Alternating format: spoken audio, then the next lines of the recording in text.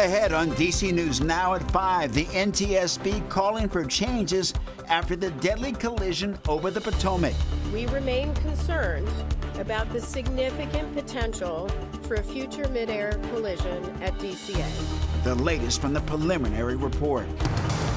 Warm, comfortable temperatures looks to continue through the middle of the week, but we'll let you know when a few clouds could try to interrupt the party. Also, a toddler snatched from her mother at a Northern Virginia restaurant. I mean, I see it on YouTube, but you never see it in your area necessarily. How quick thinking got her back. Also, Peak Bloom Watch is underway, a check-in at the tidal basin. And later, meet the woman forging meaningful female relationships through her own social group. That's in tonight's Honoring Remarkable Women. You're watching the station covering all of the DMV. This is DC News Now. And thank you for joining us for DC News Now at 5. I'm Mark Hall. Annalisa Gale has the night off. Taking a live look outside at Reagan National, the National Transportation Safety Board speaking today, saying that a permanent change is needed to prevent another mid-air collision at DCA. The preliminary report cites serious safety issues in the airspace often occupied by both helicopters and commercial airlines. DC News Now's Max Marcella joins us live with the big takeaways from the NTSB. They say, Max, that the crowded airspace poses serious safety issues.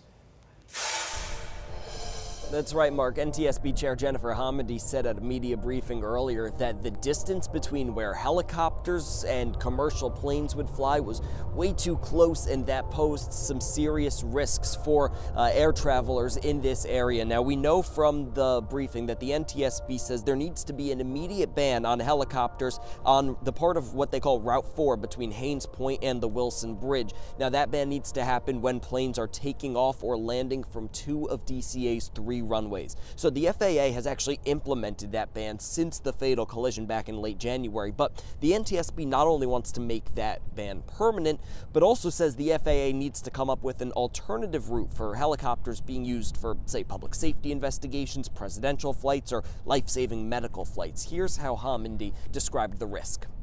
The existing separation distances between helicopter traffic operating on Route 4 and aircraft landing on runway 33 are insufficient and pose an intolerable risk to aviation safety by increasing the chances of a mid-air collision at DCA. Now, Jennifer Homendy says, look, while this took a tragedy to happen, there were some warning signs. She mentioned that from 2011 until this past December, there was at least once a month where they described an instance where a plane had to take action because they were close to a helicopter. They call that a traffic collision avoidance system resolution advisory, basically where the plane has to do something because of proximity to a helicopter. Now, look, we asked her, what do you say to passengers coming or going from DCA? Many of us do. She says she does as well, and flying is still safe, but these immediate actions are needed to make sure flying is at its safest. Reporting live at Haynes Point, Max Marcella, DC News Now. All right, Max, thank you. And for the latest, when we're not on air, you can head to our website, dcnewsnow.com, and search Mid-Air Collision. All right, we're taking a live look at the National Cathedral tonight. Again, a beautiful day in the region, certainly a beautiful day here in the neighborhood. Let's head over to meteorologist Damon Matson with a check on the weather. Damon, how are things looking for the rest of the evening? Mark, I cannot be happier about being able to talk about these warm temperatures that we've been able to enjoy today. As advertised, folks, we did it. We made it to the 70s for the first time this calendar year, and it was not just in D.C. It was pretty much across the board, and we jumped into the 72-degree, 73-degree range, close to the district, out toward the Shenandoah Valley, Allegheny Front. How about mid to upper 70s? That much closer to 80 out toward Cumberland and Woodstock. So what a gorgeous day. And this is the kind of warmth, too, that we didn't have any humidity to deal with. So it just made it feel that much better, that much more comfortable. Now, we are watching those numbers stay a bit steady from those peak readings. As of right now, we just hit our highs not that long ago with the later afternoon sunshine here. But we will start to see those 70s trickle away as we head on towards that later later sunset here after 7 p.m. But still, hey, clear skies, temperatures in the 60s. It's looking fantastic as we head into your Tuesday evening. Now, as we get into the day on Wednesday, should we expect these warm temperatures to continue, or will there be a little bit of a cool down happening tomorrow? We'll have that answer in your full forecast coming up here in just a bit. All right, Damon, thank you. And new details emerging in the case of a Loudoun County woman who went missing in the Dominican Republic last week. Investigators say that Sodiksha Koniki may have drowned. A 20-year-old University of Pittsburgh student was on a spring break trip to Punta Cana with a group of college friends, and she was last seen going for a swim before dawn last Thursday. A young man who was with her at the time says that they went swimming and got caught by a big wave, and that her father has asked investigators to extend their search beyond the water and investigate several options, including kidnapping. And developing in Virginia, scary moments for a family in Ashburn this weekend. Police say that a man from Georgia tried to kidnap a young child from Senior Tequilas. Now, on Sunday night, DC News Now's Dave Laval tells us what happened. Loudoun County Sheriff's investigators say the young girl and her mother were inside Senior Tequila Sunday night when Shane Bergeron of Georgia grabbed the child. That's crazy. Clint Eccles of Manassas works across the street from Senior Tequilas. The news someone tried to kidnap a 3-year-old girl from there surprised him. I mean, I see it on YouTube, but you never see it in your area necessarily. So it's a scary thought that that's coming out here. Loudoun County Sheriff's investigators say the 34-year-old Bergeron grabbed the child while she waited inside the restaurant with her mother. The woman followed them outside, where she managed to recover her daughter, who was not harmed. I'm shocked right now because Valeria Icorbe is very concerned about what happened, with good reason. Like I say, I'm pregnant. We was talking with my husband about this situation when, with the baby can run here in the park. Deputies arrested Bergeron at an unidentified hotel. Bergeron remains held without bail. He returns to court April 10th. In Ashburn, Virginia, Dave Laval, DC News Now. The Department of Education's Office of Civil Rights threatening to cut federal funding to dozens of universities for alleged anti-Semitism. Several of those schools are in the D.C. area. They include American University, George Mason University, Johns Hopkins University, and University of Virginia, along with several Ivy League schools. The DOE claims that these schools did not comply with their obligations to protect Jewish students. Well, earlier this week, the Trump administration cut $400 million in funding to Columbia University for its alleged mishandling of anti-Semitism allegations.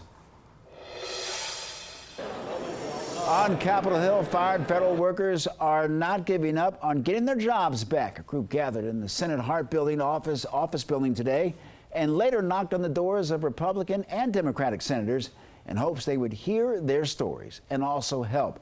Maryland Senator Chris Van Hollen and Senator Peter Welch of Vermont came to speak with the workers. They promised to do all they can to get them back to work.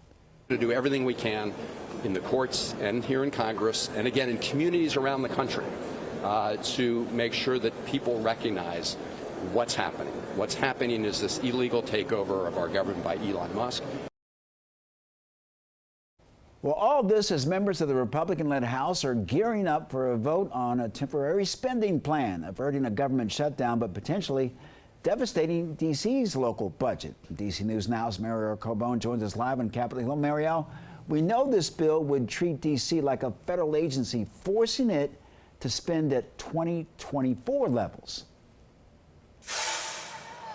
Yeah, Mark, that is right. And that is despite the fact that D.C. has been operating under its 2025 budget for 6 months now, and Congress approved that. Now, yesterday, council members, activists, and more lobbying on Capitol Hill, asking Congress members to reverse course. It's incredibly concerning. For D.C. Fire Union President David Hoagland, the possibility of losing millions in funding is unimaginable. We're talking about catastrophic cuts to essential services. But that's what's at stake if Congress passes the current stopgap funding bill. We're a very busy, well-staffed department. It never slows down for us. The bill, which would force D.C. to revert back to its 2024 operating budget, would mean a near immediate $1 billion hit to D.C. mid-fiscal year, despite Congress already approving D.C.'s 2024 2025 budget. For DC Fire and EMS, Hoagland says that could mean 16 to 20% in cuts. So I don't know if we're going to be faced with brownouts, which would mean they would close neighborhood firehouses. District leaders say DC should be left out of the spending bill. It's our money. It's our revenues. This would not be savings to the federal government. But House Republicans pushing forward towards a vote Tuesday. Everybody's got a job to do around here. We're going to do ours today. DC government says other implications could include a $67 million cut for the police department and a nearly $400 million cut for DC public and charter schools. If we lose that amount of money, that could mean we have to lose teachers. For Washington Teachers Union President Jacqueline Pogue Lyons, the CR decimates the district's ability to retain teachers. It's just a disaster. I can't imagine where we're going to go. We can't say we're going to furlough you and hopefully we'll bring you back in a year or two. We can't afford it.